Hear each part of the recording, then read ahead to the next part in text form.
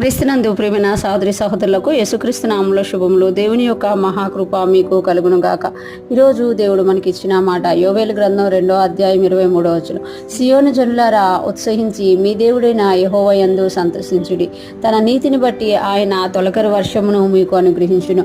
వాన కురిపించి పూర్వమందు వలె తొలకరి వర్షమును కడవర వర్షమును మీకు అనుగ్రహించును. ఈ మాటలు మనం యోవేలు గ్రంథంలో చూస్తున్నాము. యోవేలు ప్రవక్త ఇక్కడ తెలియచేస్తున్నారు కదా, సియోను జనులారా ఉత్సహించుడి అని అంటున్నారు. సియోను అనగానే సంఘము అనేది మనకి గుర్తొస్తుంది అనమాట. ఎప్పుడైతే సంఘము ఉత్సహిస్తుంది అంటే ఉపవాస ప్రార్థనలు ముగించుకున్న తర్వాత సంఘం ఉత్సహిస్తుంది. పైన మనం చూస్తే ఉపవాస ప్రార్థనలు చేసి వారి దేశం కోసం వాళ్ళు ప్రార్థించినట్టుగా మనము చూడగలం అనమాట. ఎప్పుడైతే ప్రార్థన అనేది మనం చేస్తామో మనకి ఉత్సాహం అనేది కలుగుతుంది. ఎందుకంటే మన ప్రార్థనలకి దేవుడు జవాబిచ్చే దేవుడుగా ఉన్నారన్నమాట. ఎప్పుడైతే ఉత్సహిస్తున్నామో యెహోవా యందు సంతోషించుడి. యెహోవా యందు సంతోషించాలంట.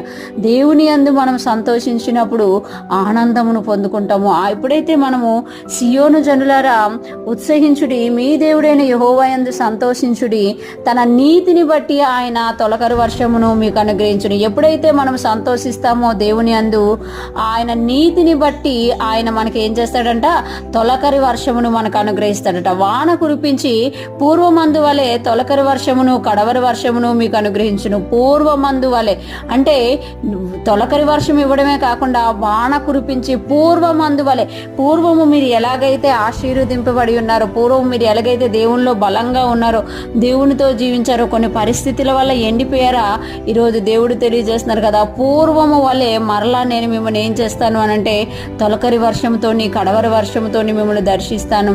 మీ దగ్గర ఉన్న విత్తనాలకి ఎండిపోయిన స్థితికి మరలా జీవం రాబోతుంది.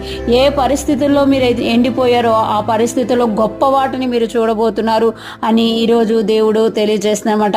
ఈరోజు ఫ్రెష్ మన్నా వింటున్న ప్రతి ఒక్కరూ జ్ఞాపకం చేసుకోవాలి, మనం దేవునిలో ఉత్సహించే వారంగా ఉండాలి, దేవునిలో సంతోషించే వారంగా ఉండాలి, దేవునితో నడిచే వారిగా మనం ఉండాలి అని దేవుడు మనకి తెలియజేస్తున్నారు. ఎప్పుడైతే మనం దేవునిలో సంతోషిస్తామో తొలకరి వర్షం వస్తుందంట, ఆ తర్వాత వెంటనే వాన వస్తుందట. పూర్వమందు వలె మరలా తొలకరి వర్షం కడవర వర్షం వస్తుంది. అంటే ఆశీర్వాదం వెంబడి ఆశీర్వాదం, ఆశీర్వాదం వెంబడి ఆశీర్వాదం వచ్చి ఎండిపోయిన స్థితి అంతా దేవుడు తీసివేసి ఫలభరితంగా చేస్తారు అని ఇక్కడ మనకి తెలియజేస్తున్నారు. ఈరోజు ఫ్రెష్ మన్నా వింటున్న ప్రతి ఒక్కరూ కూడా మనం ఏ పరిస్థితుల్లో ఎండిపోయి ఉన్నా, ఏ విత్తనాలు పట్టుకొని దేవుని సన్నిధిలో మనం ఉన్నా, వాటన్నిటికీ అవసరమైన వర్షమును దేవుడు కురిపించబోతున్నాడు.